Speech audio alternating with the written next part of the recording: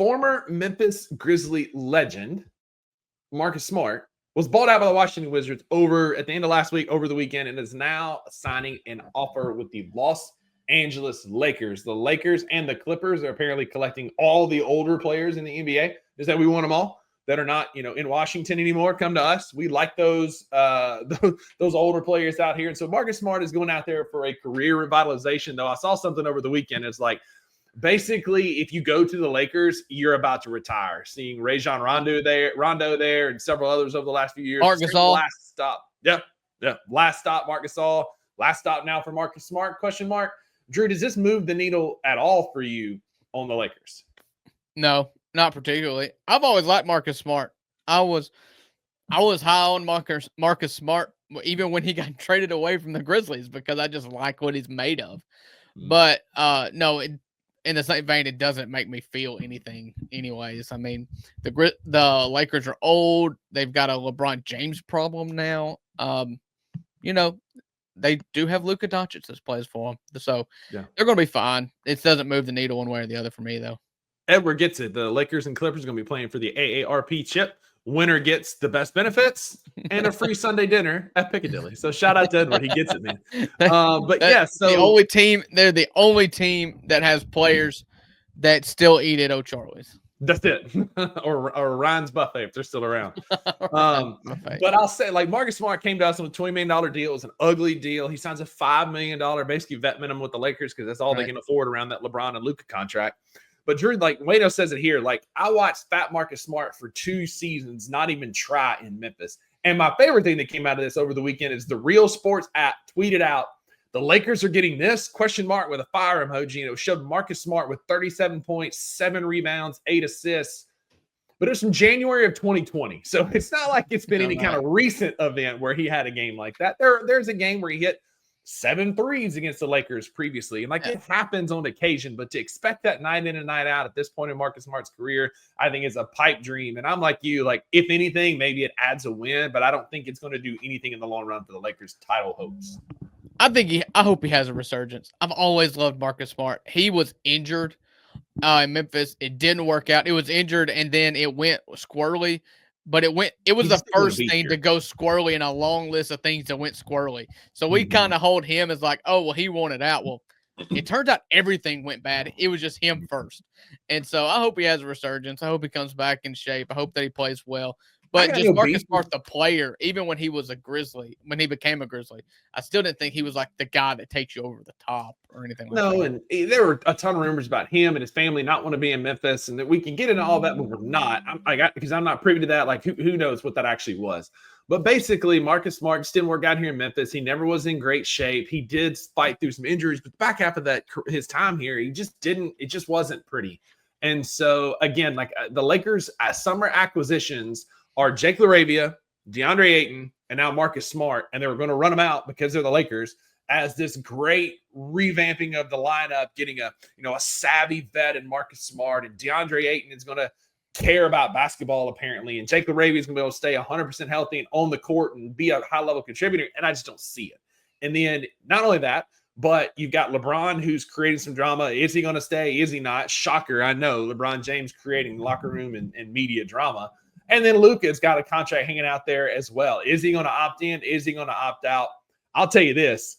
It couldn't happen to a better franchise to have all these little cracks in the foundation and watching this thing blow up in their face after all the stuff that has happened around the Luka trade and everything. But the Lakers bench, Jordan Goodwin got released, R.I.P. former Grizz there. But at one point, they had a healthy former Grizzly bench with Jordan Goodwin, Trey Jemison, Jake LaRavia, and Marcus Smart. All of our sloppy seconds had gone to the Lakers, and now Marcus is still there, and Jordan Goodwin's gone. Drew, there's also been another acquisition in LA. The Los Angeles Clippers today are re-signing Chris Paul, running it back from the old Flop City. Lob City. Flop City, one of them. Anyway, the old Clipper days when I used to hate the Clippers. And y'all know it's well documented that Chris Paul is the athlete I despise most out of any athlete to ever walk the face of the earth. He's an LA Clipper again, Drew. So now I get to hate the Clippers again, and I'm excited. Yeah, I mean, It never totally wore off, but it did wane a little bit. There's no doubt about that. This is just the summer of getting back with your exes. Damian Lillard went back to Yeah. Portland, and Los Angeles picks up Chris Paul. And if the Clippers had young people for Chris Paul to mentor, then I would probably like this. But Yeah. they don't. It's just they're going to add him to an aging core of Paul George not Paul George, James Kawhi Harden Leonard. and Kawhi Leonard. So I mean, whatever. I guess he's just going to play out his career. Going to tell him that they're going to hang his jersey in the rafters when he retires, and that'll be it. But Chris Paul still has meaningful basketball mind. Like he can play. He can play the mentor. He can the on-field coach. Mm-hmm. He's really good at that. I mean, he was able to do a victory lap when Shai Gilgeous-Alexander won an MVP and a Finals MVP and all that, because what did Shai talk about? It was how good Chris Paul was for him in Chris Paul's 1 year in Oklahoma City.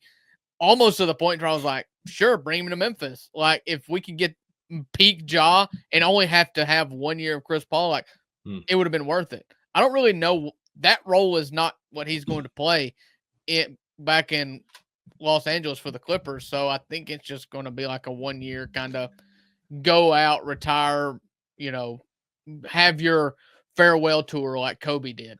Yeah, so I mean, for me, if he'd come to Memphis, I would have went to games, but I would have went under protest, and I would have just let him know that I was unhappy about that acquisition. You would have been fine. No, I would have just like everybody else. I promise you, I would not have been. I can't stand Chris Paul. Back from those old days, I can't stand it. But Drew, the first time you would have heard Ja Morant praising the mentorship of Chris Paul, you would have gotten on board. This is a deep-seated vitriol that I would have never come around. I guarantee. We came around to Steven Adams, who got Zebo ejected from Game 7. Yes, but I never hated Steven Adams. I hated Adam Silver for that. I never hated Steven Adams. Long story. It doesn't matter because it's not happening. But anyway, so I'm calling the Clippers a 2K team because this team on NBA 2K would be amazing, right? Because you've got Kawhi Leonard, who's an incredible defender and a bucket on 2K. James Harden, bucket on 2K. You got Zubac who can get him a rebound. Brook Lopez coming off the bench. Somebody put on Twitter, like, if they win a title, will they all ride off into the sunset? Brook, Kawhi, James Harden, Chris Paul, will they all go out together? And somebody said, listen, brother, they got to make it to the playoffs first. Like, we got to take it one step at a time here because this team is great on paper. Again, it's great on video games.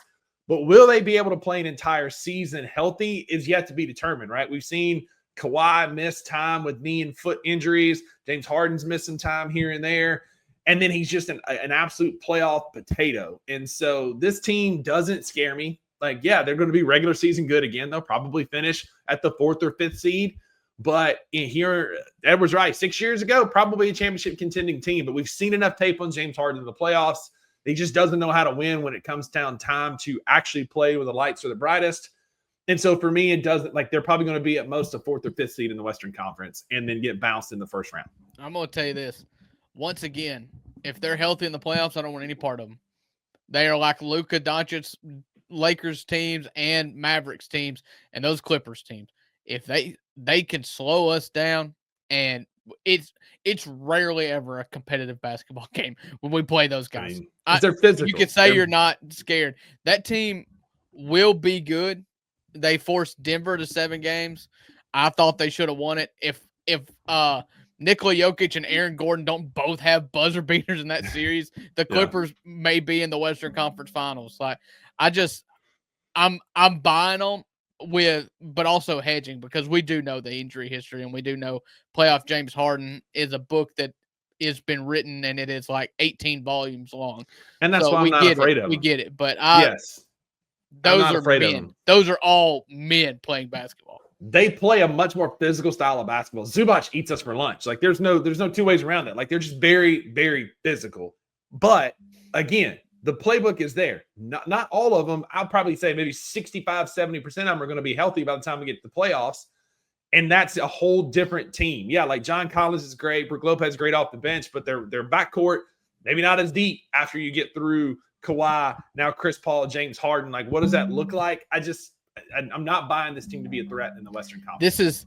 This is a team that I would look at, like, if I was building a one last hoorah team, like, this is it. Like we know, and I don't know what the Harden and Kawhi contracts look like, but like if I'm trying to build one team to win 1 year, then this looks like a team of just like old grizzled veterans that if you've got one more run in them, then you can win it. And Yeah. this team can win it. Yes, you need health.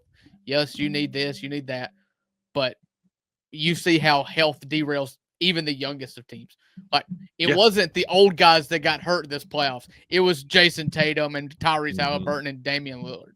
Okay, Damian Lillard's old. But you know. Yeah.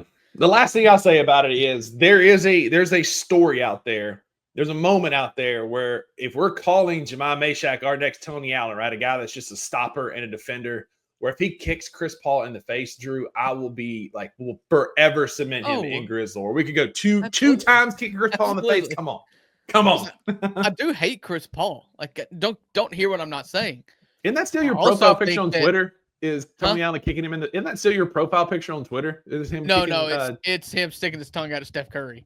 Oh, that's it. Yeah. No, don't hear what I'm not saying. I do hate Chris Paul, but I'm not going to be the one to downplay his impact of what he could have on John Morant. That's my only thing. And I would be willing to say it may be worth it.